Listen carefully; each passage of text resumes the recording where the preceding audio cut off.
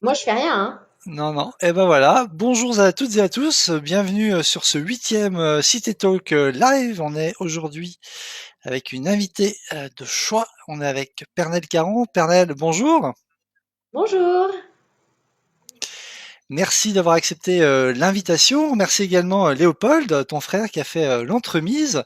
Léopold, c'est quelqu'un qui est bien connu par chez nous, qui a créé les Cité Talks avec d'autres camarades à lui et qui a largement animé le campus quand il était encore résident.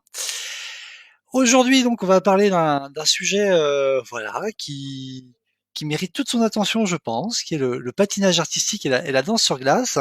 C'est un sujet, en tout cas pour moi, qui est une nouveauté.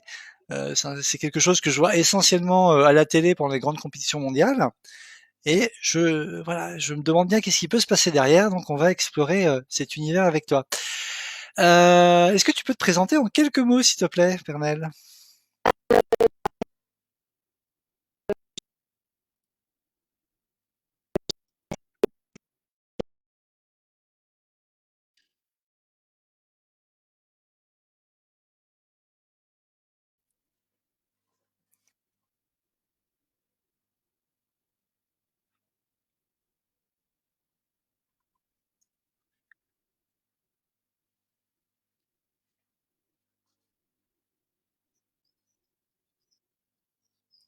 D'accord.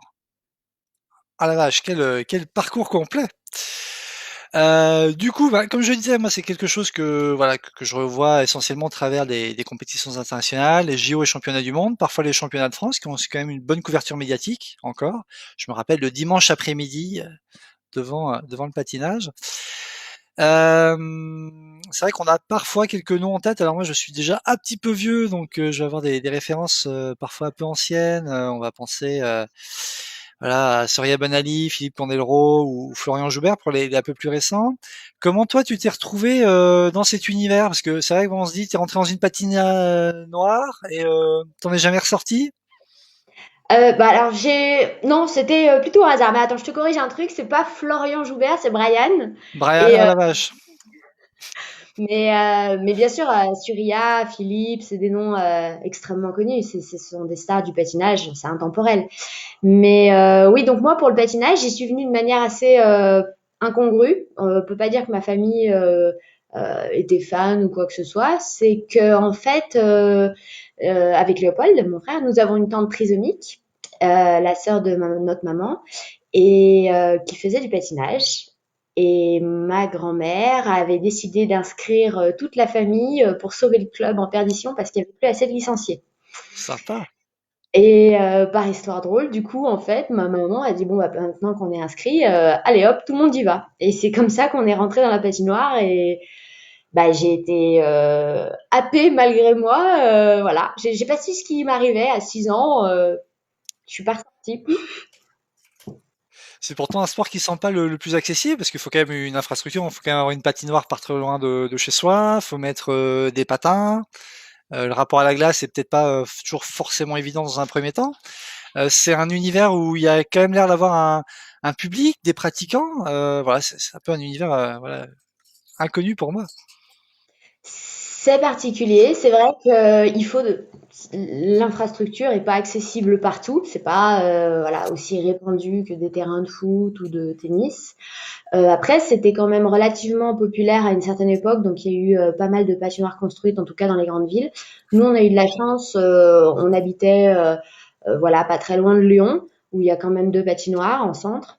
C'est vrai que voilà, c'était un effort et une activité familiale aussi, où nous on y allait voilà une fois par semaine. Ça a démarré de manière loisir et puis très vite j'ai eu de la chance d'être détectée par les professeurs d'un club qui était formateur de jeunes patineurs et qui les emmenait déjà à un très haut niveau à l'époque. Donc on peut dire que voilà, j'ai eu de la chance d'être au bon endroit et détectée par des bonnes personnes. Et du coup, on fait, ça se passe comment? On commence en solo et tranquillement après on explore les différentes disciplines parce que j'ai l'impression qu'il y a de la danse un peu plus libre, la danse un peu plus imposée, il y a les couples. Comment on progresse dans tout ça pour trouver un peu sa voie? Alors en fait ça va dépendre des patinoires où l'offre est plus ou moins large. Il y a plusieurs disciplines de patinage d'expression. Quand on est vraiment sur du patinage sur glace en piste, il y a le patinage artistique, la danse sur glace en couple, le patinage artistique solo, donc fille ou garçon, et artistique couple. Donc ça, en général, ça s'adresse pas forcément aux enfants, aux jeunes enfants, parce qu'il faut être quand même plus expérimenté. Mais on va dire qu'à Lyon, il y avait quand même une grosse spécialité de la danse sur glace. Et D'accord. moi, ne connaissant rien du tout en patinage, enfin voilà, quand j'ai commencé, automatiquement, j'étais formée à ça, à la danse sur glace.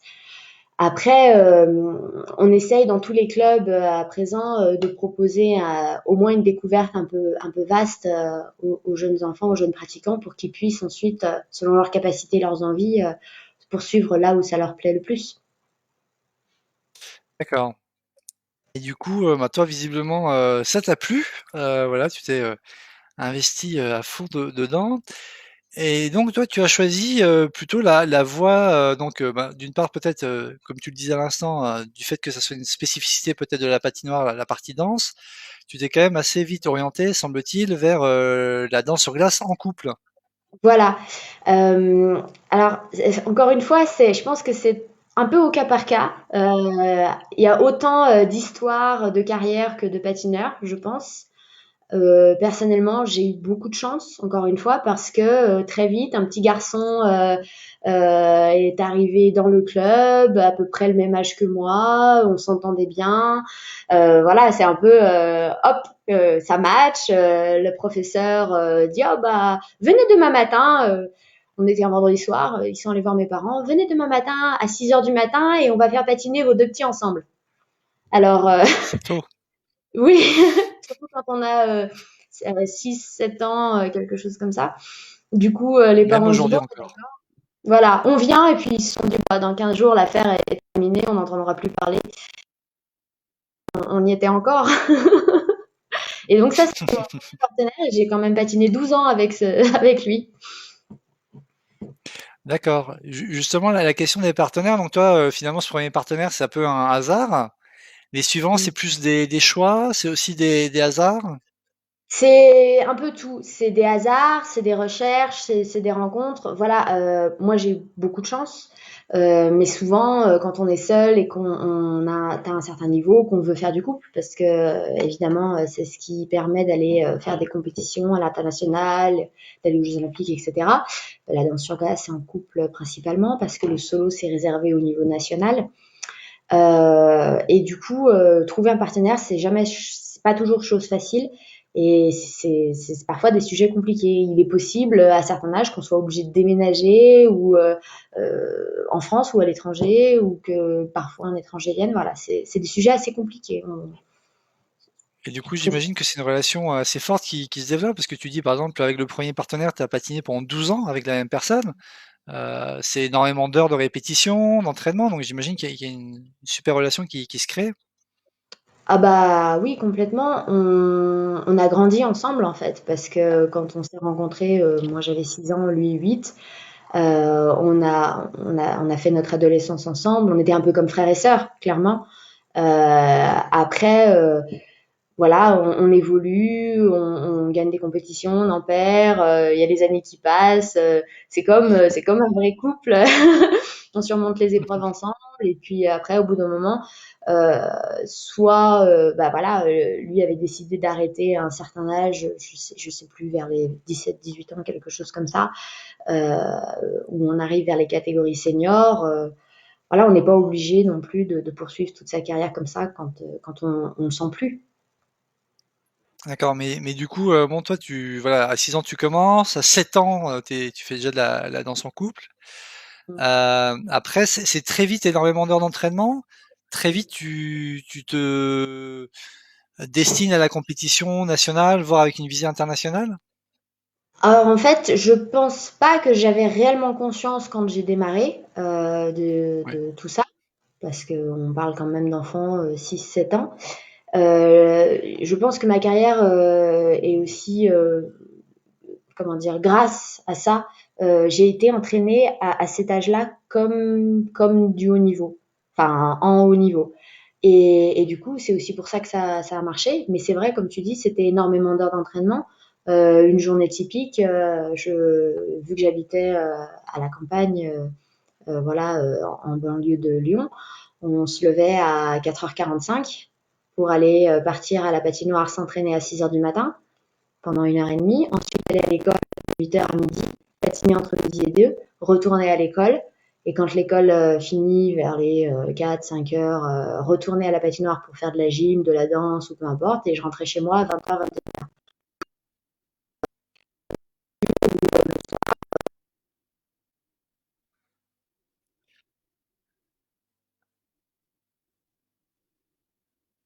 D'accord, et ça continuait, voilà, sur toute ta scolarité par la suite, j'imagine. Enfin, et du coup, pendant les périodes pré-compétition, c'est encore plus intense?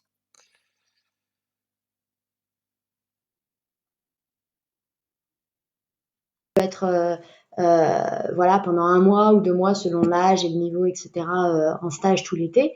Mais non, sinon le rythme d'entraînement est calé sur le rythme scolaire toute l'année, et puis après on adapte en fonction des compétitions qui sont les week-ends, à peu près une fois par mois ou 2 fois par mois selon la saison. Les compétitions à ces âges-là se situaient souvent entre novembre et mars.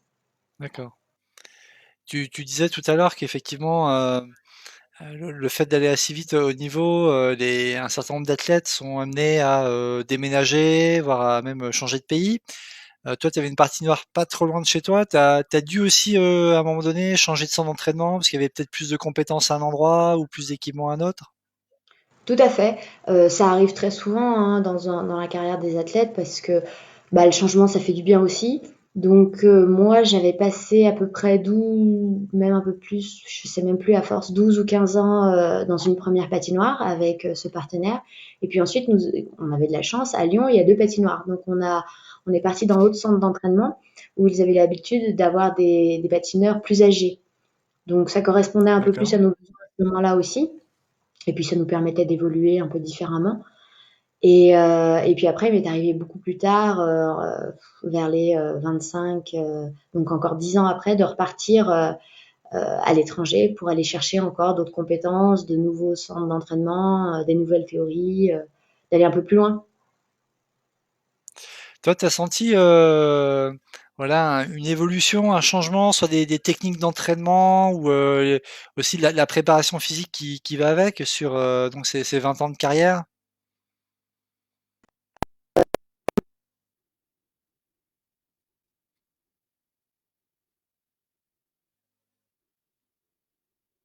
Ça a beaucoup changé, ça s'est beaucoup professionnalisé très très vite.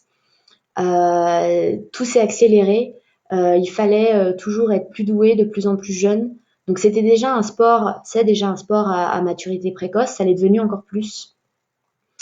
Et je dirais que ça a demandé une exigence bien supérieure. Enfin, ça le demande encore, mais là il y a une évolution très très rapide où tout d'un coup on pense plus juste quand on fait du sport ou même de la compétition, voilà, on essaie de faire mieux. Faut tout mettre. Il faut toute la gymnastique à côté qui accompagne, la nutrition, le psychologique, etc. C'est vraiment un package total. C'est vraiment une équipe et derrière chaque athlète, c'est vraiment des équipes. C'est plus juste quelque chose de solo. Hein. C'est vrai qu'en préparant ce live, on en parlait. C'est vrai que finalement, après 18 ans, on est déjà presque vieux dans cet univers. Peut-être pas 18 ans, mais après, selon les disciplines d'expression, qu'on soit en artistique solo ou en danse sur glace, je pense que la différence en danse sur glace, c'est qu'on a encore un petit peu le temps. Hein, on n'est pas vieux à 18 ans, mais plus vers les 30 ans, ce qui est déjà pas mal. Ça permet d'accepter une certaine forme de progression et de maturité recherchée dans la danse de couple, qu'on apprécie. Alors que, par exemple, en artistique, on va vraiment rechercher de la performance explosive et du talent acrobatique, si je puis dire, parce qu'on recherche toujours plus de sauts, etc. Ça a quand même un impact sur le physique assez énorme de réaliser des quads, etc. Puis surtout quand on voit le niveau à l'étranger, notamment par les Russes, où on peut observer des jeunes filles de 12 ans performer comme elles le font, ça a forcément un impact sur la santé avant même commencer. Donc, je pense que selon les disciplines, oui. Mais de toute façon, de manière générale, c'est quand même des sports jeunes où voilà, on va difficilement passer les 30-35 ans, sauf si on passe dans la carrière professionnelle. Quand on parle justement de la partie professionnelle amateur, alors c'est vrai que j'ai découvert ça finalement assez tardivement que les athlètes même de haut niveau que l'on voit aux Jeux Olympiques, voilà, dans les compétitions nationales, sont considérés comme des amateurs. Mm. Malgré voilà un volume d'heures qui est vraiment conséquent dans les entraînements et puis des performances voilà qui font rêver. De l'autre côté, on parle du milieu professionnel. C'est quoi la différence? Est-ce qu'un athlète pro peut conquérir, enfin, en tout cas, participer à une compétition internationale ou il y a une porosité ou il y a vraiment une fracture qui se fait à un moment donné? Alors c'est un peu évolutif. Il y a eu vraiment une fracture par le passé. Une fois qu'on décidait de partir en carrière professionnelle, on pouvait vraiment pas revenir sur le circuit amateur. Après, c'est vraiment une question de dénomination. En français, on dit amateur pour tous ceux en fait ne peuvent pas vraiment vivre de leurs revenus exclusivement qui proviennent de ce sport. Il faut savoir que voilà, hormis quelques grands champions qui obtiennent des prize money ou des contrats ou des sponsors, etc., c'est quand même des sports où il n'est pas facile du tout, voire assez rare, d'en vivre exclusivement, sauf quand on passe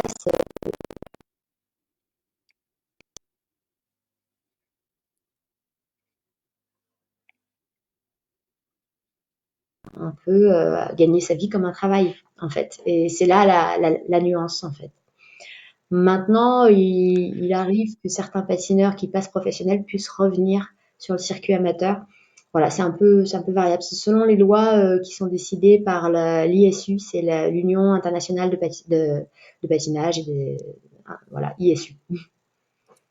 C'est vrai que en regardant, j'ai découvert qu'il y avait un peu, on va dire deux grands circuits en tout cas dans la compétition. Alors visiblement, c'est un circuit unique, mais on va dire qu'il y a ça a l'air d'être catégorisé un petit peu en 2 blocs. Il y a les compétitions nationales, internationales, type JO, championnat du monde, d'Europe, championnats nationaux, ouais, j'ai peut-être déjà dit. Et de l'autre côté, on aurait un espèce de circuit de Grand Prix, on serait presque en Formule 1, hein, peut-être pour l'analogie, avec voilà des choses en Chine, des choses au Canada. Toi, t'as une jolie carrière quand même. Voilà, t'as fait championne de France, voilà, pas mal de médailles d'argent aussi au niveau France. T'as eu des médailles de bronze, c'est ça, en Chine et au Canada, si je dis pas de bêtises. Comment ça se passe un peu cette organisation, voilà, des prix? Puis juste, je finis par mentionner que quand même t'es allé au JO de Sochi, c'est quand même voilà une très belle performance. Ah bah c'est sûr, quand on est athlète, mais même très jeune, hein, on imagine quand on démarre un sport et qu'on s'entraîne comme du haut niveau, même tout petit, on veut aller aux JO. C'est vraiment le Graal et on s'entraîne toute sa vie en se disant je veux aller aux Jeux Olympiques, je veux être championne olympique, peu importe. Voilà. Après, c'est pas vraiment deux circuits. Ce que tu décris, c'est un peu le même. En général, sur une saison sportive, les athlètes internationaux seniors vont, s'ils ont la chance d'être sélectionnés, participer à deux grands prix pour leur pays. Et puis ensuite, ils auront le droit de faire d'autres compétitions internationales dans les Challenger Series. Voilà, c'est un peu comme le tennis en effet. Et puis après, selon leur sélection, participer aux championnats d'Europe, du monde, aux JO, etc.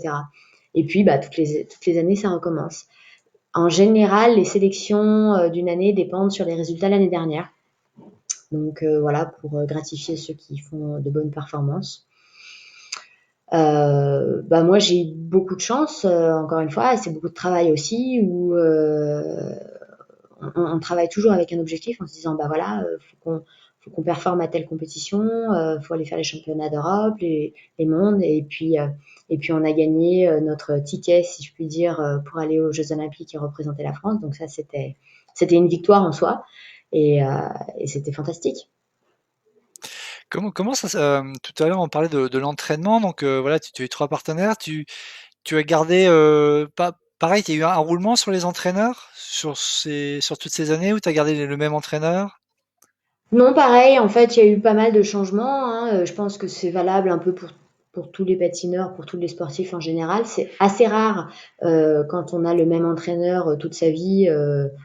Ça arrive et c'est très bien, hein. Je pense qu'il n'y a pas vraiment de règles en la matière. C'est un peu selon comme on a besoin.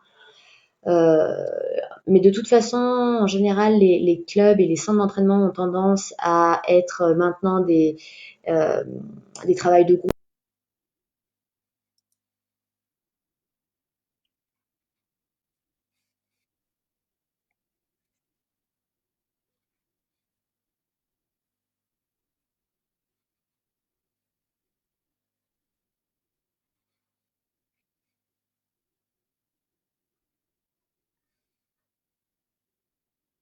Chance parce que du coup j'ai appris vraiment des techniques très variées, des points de vue très variés sur le patinage et des systèmes très variés parce que du coup je suis pas restée qu'en France, je suis partie aux États-Unis, en Angleterre, un petit peu au Canada, donc un petit peu en Russie aussi, donc j'ai pu voir vraiment la façon dont le patinage était abordé dans tous ces pays et ça c'était vraiment une culture intéressante.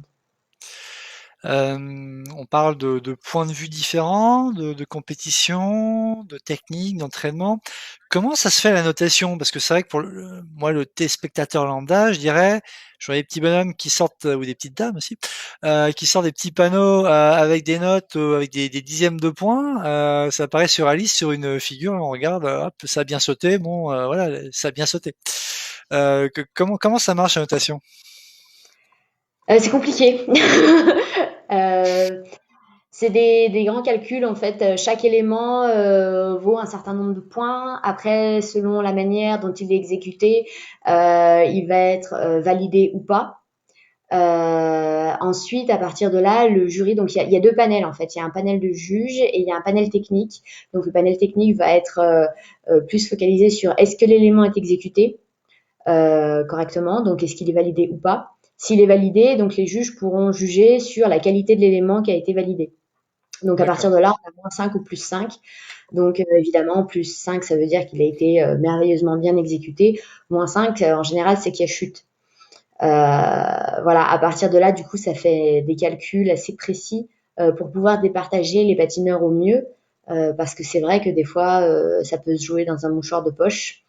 Donc oui, il est possible que des fois des médailles se perdent à 0,1 centième, voire plus. Donc oui, c'est vrai que quand on s'y connaît pas trop, ça peut sembler un petit peu compliqué. Maintenant, ils ont essayé de mettre en haut de l'écran, à chaque fois qu'il y a un élément exécuté, le nombre de points que ça fait. Puis on voit le score un peu évoluer. Ça donne un peu une idée. Mais c'est peut-être un peu moins visuel que ce qu'il y avait avant ce changement, au niveau des points, comme on s'en rappelle, 6-0. Mais c'est vrai que ça se veut beaucoup plus juste et beaucoup plus précis sur la façon dont on juge et sur ce qui est présenté sur la glace. Comment, parce que bon, évidemment, on s'entraîne physiquement. Tu l'évoquais brièvement tout à l'heure. Il y a quand même une préparation aussi mentale. Il y a une préparation artistique. Comment on choisit, alors quand elle n'est pas imposée, parce que peut-être qu'elle peut être imposée, mais comment on choisit la musique, comment on choisit son costume? C'est vrai que je regardais sur le site de la fédération, voilà, il évoquait que le patinage est une vieille discipline qui date donc de 1840.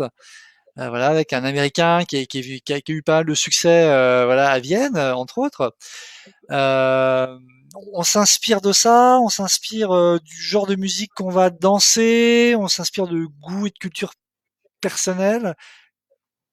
Alors je pense que là aussi c'est au cas par cas, puis ça dépend des pays. Donc c'est sûr que selon les pays, il y a des cultures très différentes de ce qui est recherché et attendu. Il y a un impact des danses à l'époque, enfin, par exemple la Russie, le ballet, il y a forcément des influences. En ce moment, il y a une grosse influence de tout ce qui est les nouvelles danses un peu contemporaines, de tout ce qu'on peut voir, des vidéos sur Internet, la façon dont on est beaucoup plus relâché, et beaucoup plus contemporain dans la danse de manière générale. Donc ça se ressent sur le patinage puisque les patineurs regardent tout ce qui se fait et s'en inspirent. Après, de toute façon, pour l'exemple de la danse sur glace, il y a deux programmes à présenter en compétition à très haut niveau. Un programme court qui s'appelle la short dance, la rhythm dance même, et le programme long. Le programme court, en fait, on a un thème, enfin pas un thème, on a une danse imposée qu'on doit caler à l'intérieur et broder, enfin créer une chorégraphie à partir de ça. Donc après, ça dépend. Quand tu dis une danse imposée, c'est quoi? C'est par exemple, on dit faut faire du flamenco, faut faire du flamenco, ou c'est faut faire du flamenco, il y a 4 mouvements de flamenco à faire obligatoirement. Un petit peu plus que ça en fait. Le principe de la danse sur glace, c'est qu'on a eu pendant très très longtemps des danses imposées. Donc voilà, c'était très spécifique. Donc ça faisait 3 épreuves en danse sur glace. Ça a été ramené à 2, mais pour ne pas perdre ces éléments techniques quand même qui démontrent la qualité des couples, les capacités à danser de manière très proche, la précision, la qualité d'écart du patinage. Ça a été gardé et donc en général on garde une série de ces danses-là. On en choisit, par exemple, cette année, ça pourrait être un tango ou une valse, et on va choisir voilà une de ces danses et on va demander à ce que ce schéma soit réalisé pendant son programme qui dure un certain temps, 2 minutes 50 par exemple. Et puis voilà, je ne sais pas si vous avez regardé cette année en danse sur glace, la danse était le quick step par exemple, et chacun fait un peu ce qu'il voulait. On pouvait se retrouver avec des Fred Astaire comme les Français qui ont réalisé un programme sur Fame. Donc voilà, ça laisse une certaine créativité, une liberté, et je pense que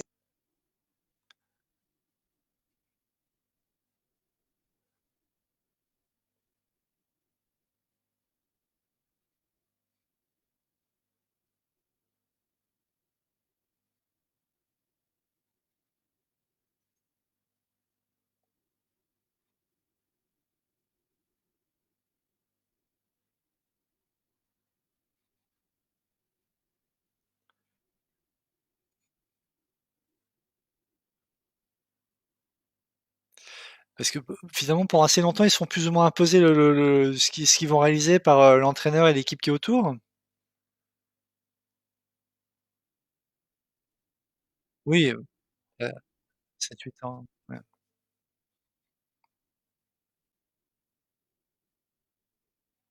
qui se font.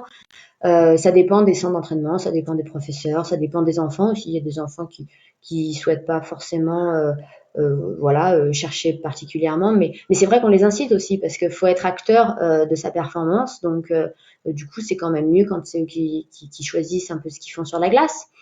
Moi personnellement, c'est quelque chose que j'ai toujours apprécié faire. J'ai aimé rechercher mes musiques, j'aime toujours d'ailleurs, parce que je monte beaucoup de chorégraphie maintenant, faire les costumes, chercher les idées, s'inspirer de tout ce qui se fait, du théâtre, de la mode, des défilés de mode, euh, des autres performances, des émissions comme Danse avec les stars, So You Think You Can Dance. Enfin voilà, on cherche l'inspiration de partout, hein. Tu parlais de faire des costumes à l'instant. Alors ça, c'est une question très mystérieuse pour moi. C'est qui fait les costumes? C'est le patineur qui fait une formation couture à côté. Il faut avoir un parent couturier. Il y a une société qui fabrique des costumes exprès à l'échelle nationale. Comment ça se passe? Eh ben, ça se passe tout comme tu as dit. Il y a plein de solutions. Il y a des mamans souvent qui font les costumes de leurs enfants. Il y a des sociétés spécialisées, des couturières spécialisées. Il y a des patineurs qui aiment tellement ça qu'au bout d'un moment font des études dans la mode et font leurs propres costumes. Il n'y a pas de règle. Parce qu'il faut une sacrée résistance pour supporter un numéro. Enfin, je sais pas, un numéro, en tout cas une chorégraphie. C'est vrai qu'il faut prendre en compte ce côté technique, bien choisir ses tissus, bien choisir les matières, parce que surtout quand on est en danse, quand on est l'un contre l'autre, faut pas que les tissus nous fassent mal, S'accroche. ce qui peut Ouais. arriver, ce qui m'est arrivé d'ailleurs. On s'en rend compte un peu trop tard, mais euh, mais voilà, c'est des expériences aussi, hein. Des tissus, des costumes qui cassent, ça arrive assez souvent même, où on perd des morceaux de tissu sur la glace. Enfin voilà, ce sont des choses auxquelles il faut penser. C'est pour ça que enfin, maintenant, avec les techniques de tissu qu'on a et tout ce qui est disponible sur le marché, on arrive toujours voilà, à faire de très belles choses et qui soient performantes techniquement. Donc c'est super. Une grosse présence de la paillette quand même. Ça dépend. Là, c'est moins la mode. Ça dépend du thème. Ça dépend des nations aussi beaucoup. Il y a des nations qui ont plus tendance, en effet, à mettre beaucoup de strass. On peut pas nier qu'il y a il y a un impact, il y a une lumière. Enfin, voilà, hein, dans les patinoires, c'est vrai que quand il y a beaucoup de strass, ça va tout de suite capter la lumière. Après, ça dépend aussi des thèmes et des costumes choisis. Il y a pas de règles. Je dirais qu'à l'heure actuelle, on est plus contemporain, un petit peu moins de paillettes pour l'instant. Mais ça peut revenir.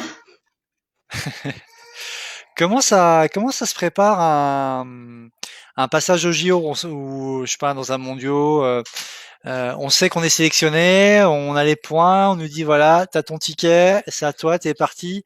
Comment ça s'organise un départ vers une compétition comme ça? Comment on construit peut-être spécifiquement le programme? Est-ce qu'on regarde un peu la concurrence? Est-ce qu'on ignore la concurrence? Est-ce qu'il y a une partie logistique un peu plus particulière? Comment ça se passe à un départ vers une telle compétition? Alors pour les JO spécifiquement, oui, il y a une logistique un peu particulière en effet, parce qu'il y a tous les équipements, il y a tout un processus, un protocole.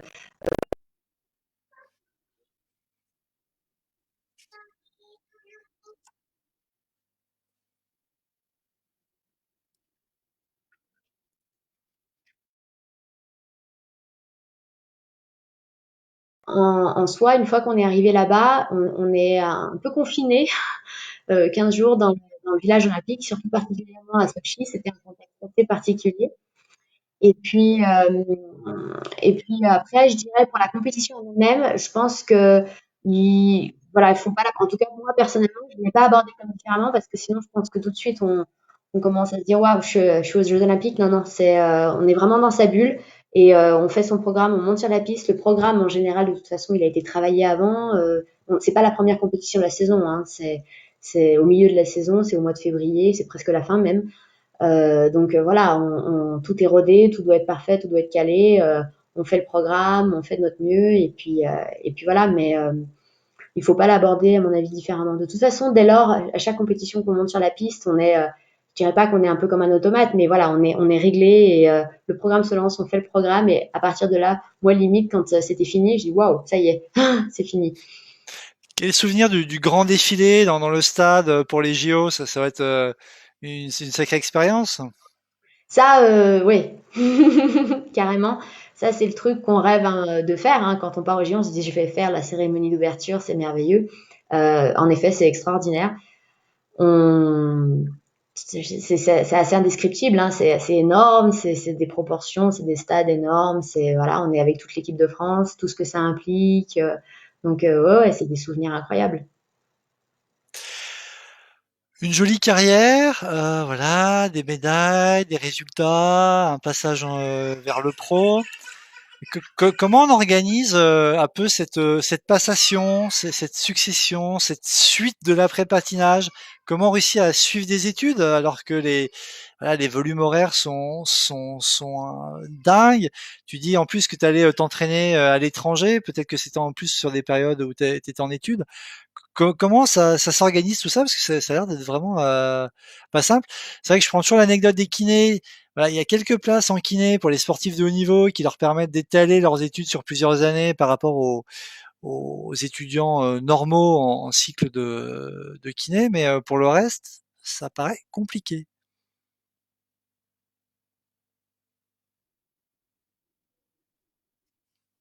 Encore une fois, j'ai eu beaucoup de chance le long de mon parcours où j'étais à Lyon. Donc voilà, c'est quand même une ville où il y a accès à beaucoup d'universités.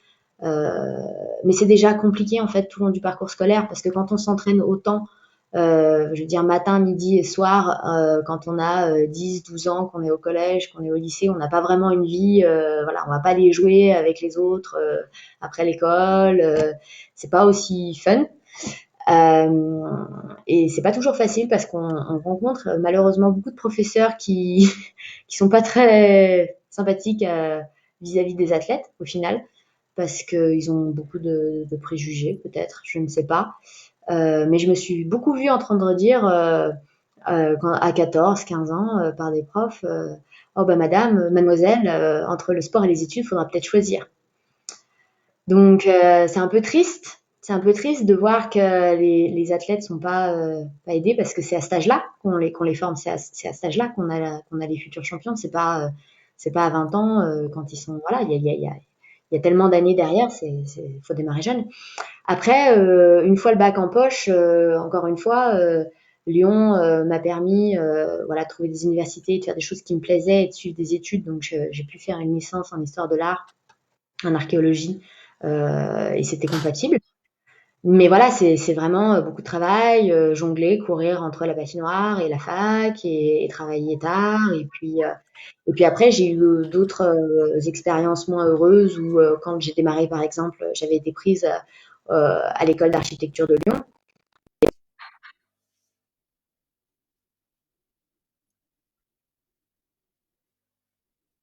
Tout à fait d'accord pour aider et faire mettre tout un programme et des horaires en place pour que je puisse y arriver, mais ça n'a jamais été fait. Et au final, j'ai très très vite décroché. C'était pas possible de s'entraîner 6 heures par jour et puis d'être 12 heures par jour à l'école d'architecture. Donc, je me suis dirigée vers une école privée pour être architecte d'intérieur. Et là, j'ai envie de dire c'est sur le tard au final, puisque c'est à presque 21, 23 ans que j'ai trouvé enfin une école avec des directeurs qui ont tout fait pour que je réussisse et qui ont étalé mes études et qui ont accepté que je parte à l'étranger et que je fasse mes cours par Internet au maximum et que je sois, quand j'étais présente à Lyon, que je sois en présence. Voilà, donc c'est merveilleux, j'ai eu beaucoup de chance. Il y a des grandes écoles privées qui acceptent certains athlètes parce que je pense qu'ils commencent à comprendre l'intérêt et le potentiel des athlètes dans le monde professionnel du travail, parce qu'il y a quand même une certaine capacité, une force de travail, il y a des atouts. Mais voilà, c'est pas facile partout, c'est un peu un combat. Réussir à suivre ses études en plus du sport à côté, c'est un combat, mais en même temps, c'est important parce que on peut se blesser à tout moment. La carrière peut s'arrêter à tout moment pour X ou Y raison. C'est bien aussi d'avoir quelque chose à côté pour être pas toujours le nez que dans son sport et avoir un petit peu de recul. Donc voilà, ce serait bien que ce soit des sujets un peu plus développés et que les athlètes soient un peu plus accompagnés à ce niveau-là. On ressort en quel état de 20 ans de compétition physiquement? Il y a des impacts, il y a des choses, toujours.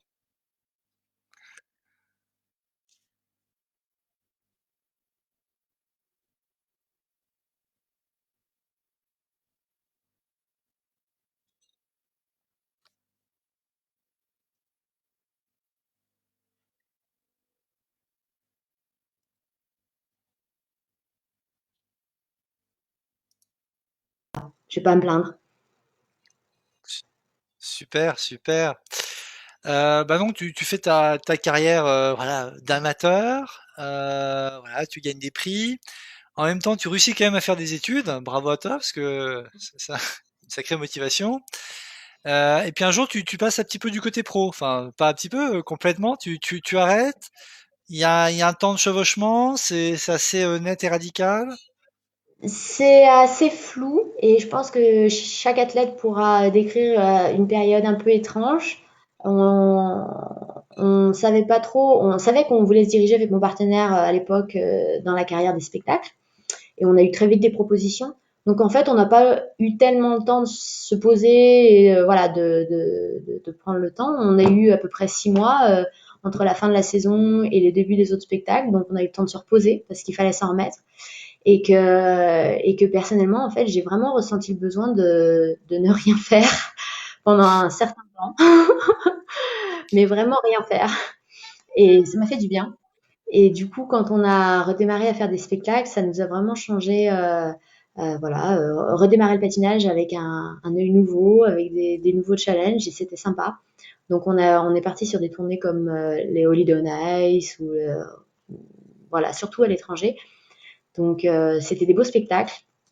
Et puis après, j'ai eu la chance aussi de patiner au Lido à Paris D'accord. pendant une bonne année avec un autre partenaire. Et ça, c'était vraiment une belle expérience aussi.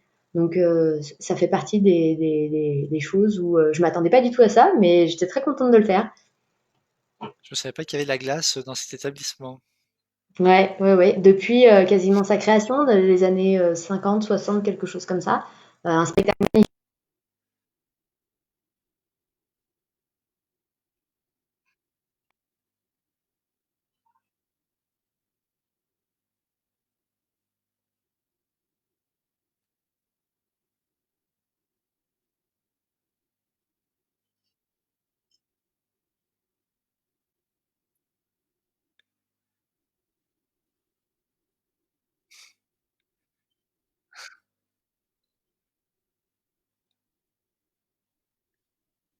Puis ça va te demander de pas mal de repenser la.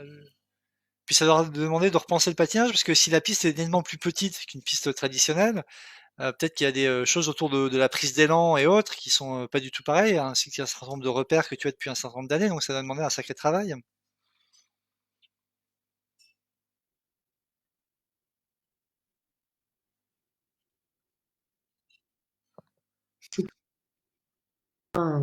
La question vitesse, elle est là. Là, on est à 7 par 7. Donc, c'est-à-dire que je fais une poussée, je suis dans le public. Donc, en fait, on apprend à ne plus pousser, juste bien danser, bien présenter les éléments, faire les éléments en toute sécurité, qu'ils soient bien exécutés. Et voilà, c'est plus une performance acrobatique sur glace. Et du coup, bon, il y a toute cette période du spectacle. Oui. À un moment donné aussi, tu arrêtes pour passer sur une activité entre guillemets plus traditionnelle ou pareil, il y a des choses qui chevauchent avant de prendre cette décision et de changer à nouveau de vie? Ça s'est toujours un petit peu chevauché, en fait, parce que j'avais déjà démarré mon activité d'architecte d'intérieur. Et en même temps, j'avais toujours un pied dans le patinage. Je donnais des cours, je montais des chorégraphies pour des programmes de compétition. Donc ça s'est jamais vraiment arrêté. Ça se chevauche un peu toujours. Ça, c'est toujours le cas d'ailleurs. Donc c'est sympa. Bon, j'aime bien m'occuper, hein, faut croire. Et puis voilà. Après du coup, bah voilà, je combine les deux quoi.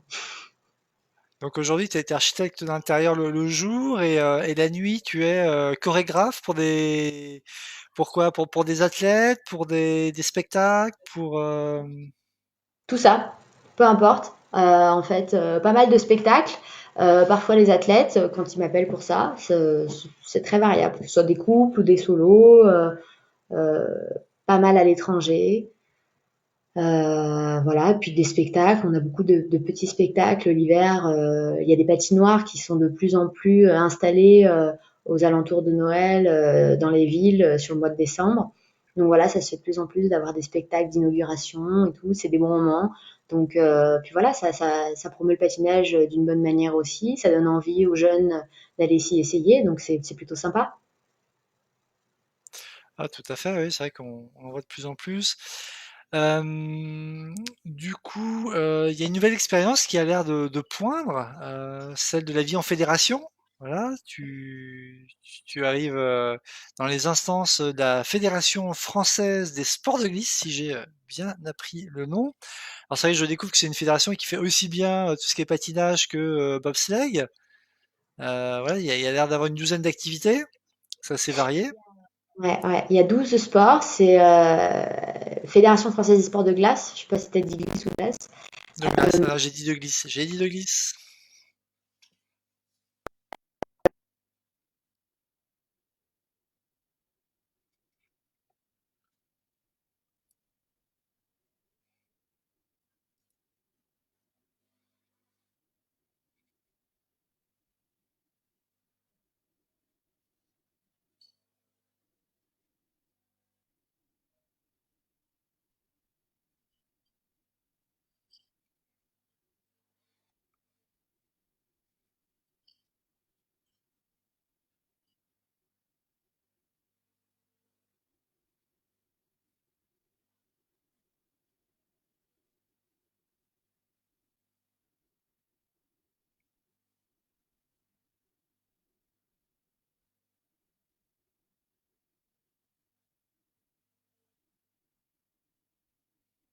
Sacré chantier.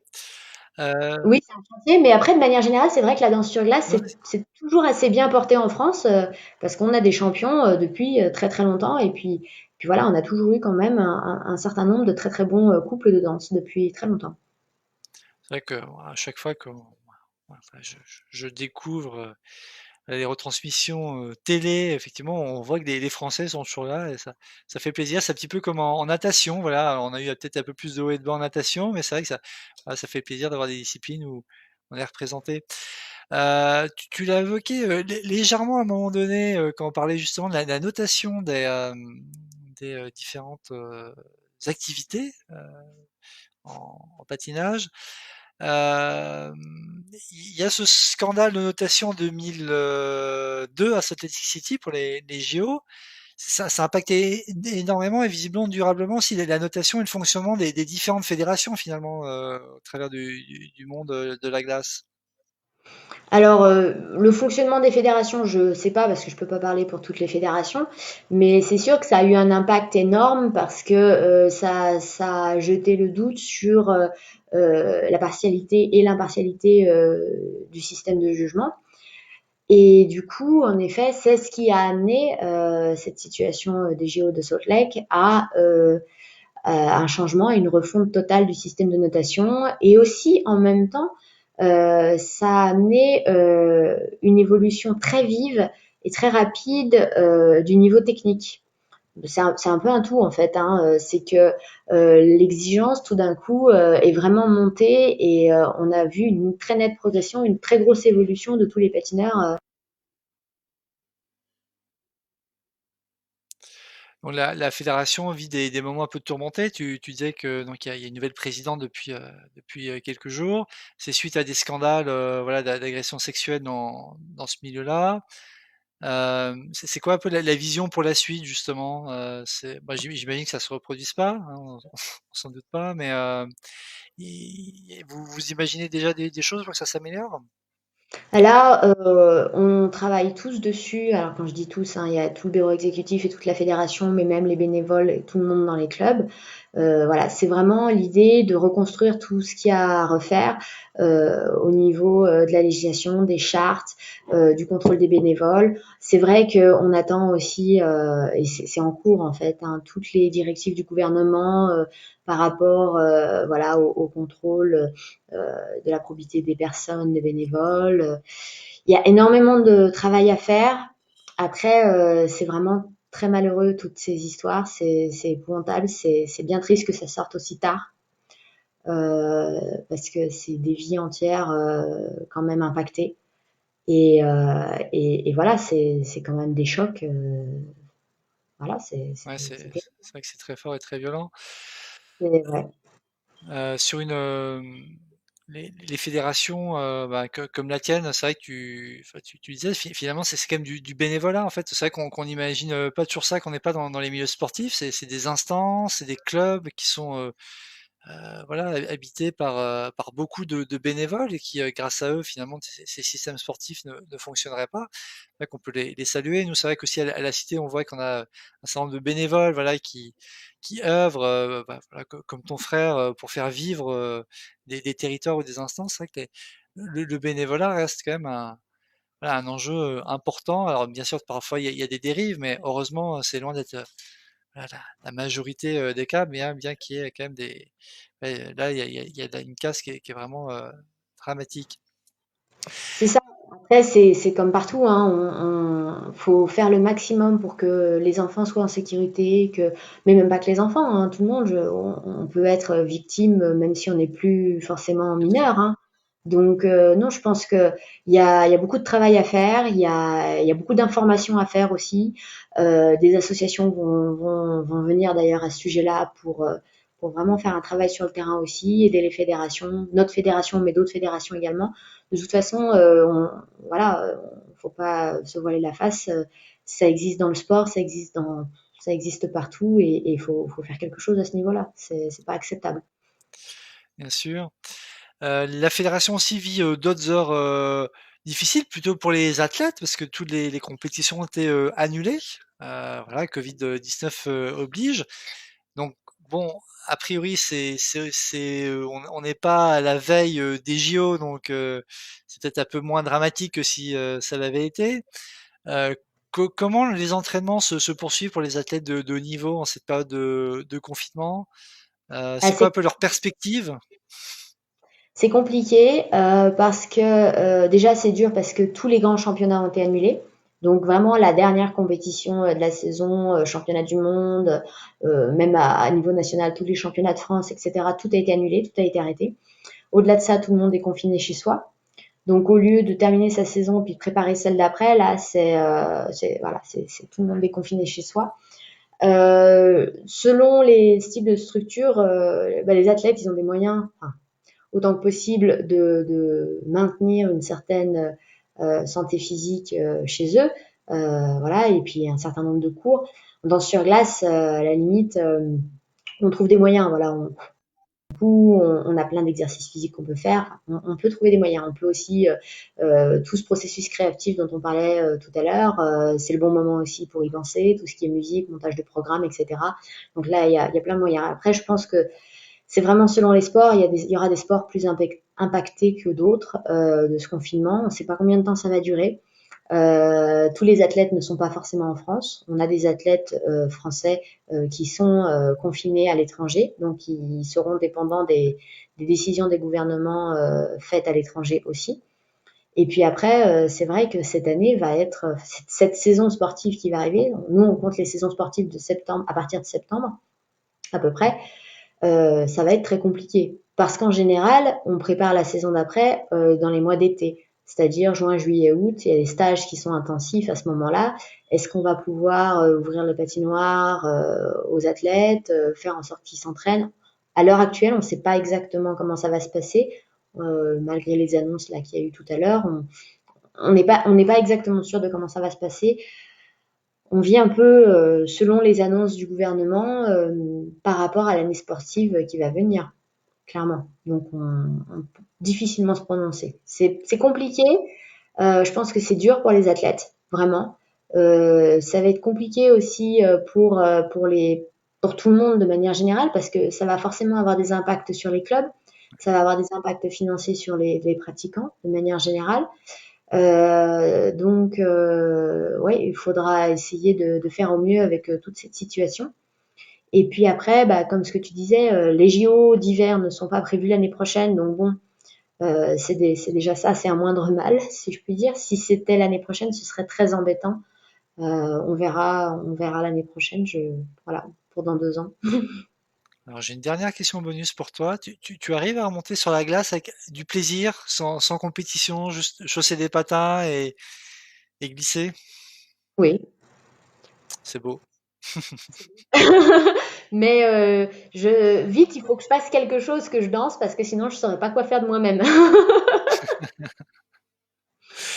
Eh bien, Et qu'on danse là parce que sinon, bon, glisser pour glisser, c'est sympa, mais voilà. Donnez-moi un partenaire que je puisse danser. ben, merci pour cette heure passée ensemble et pour toutes ces réponses. Ouais, tu nous as fait découvrir le monde du patinage qui est souvent un monde voilà qu'on voit surtout voilà dans les médias, bien qu'il y ait de plus en plus peut-être même de pratiquants. C'est vrai que j'imagine que chaque nouvelle compétition donne un nouvel élan au club et à la discipline. Merci encore voilà, pour ta disponibilité. Et puis, pour celles et ceux qui sont encore là en live, sachez que ce soir, nous avons également à 19h30 sur la page des alumni de la Cité un autre live avec Jim Kloss qui est directeur général en charge de la politique générale et institutionnelle au secrétariat général du Conseil de l'Union européenne. Voilà, un super titre. Voilà, il sera évidemment question d'Europe, de l'Union européenne à l'heure de la crise sanitaire et toutes les solidarités qui peuvent se créer entre les pays. Merci à toutes et à tous de nous avoir suivis. Merci encore, Pernel, voilà, pour cette découverte de ce bel univers et ton temps. Bonne soirée à toutes et à tous et nous, on se retrouve la semaine prochaine pour de nouveaux lives assez incroyables. Bonne soirée. Au revoir. Si.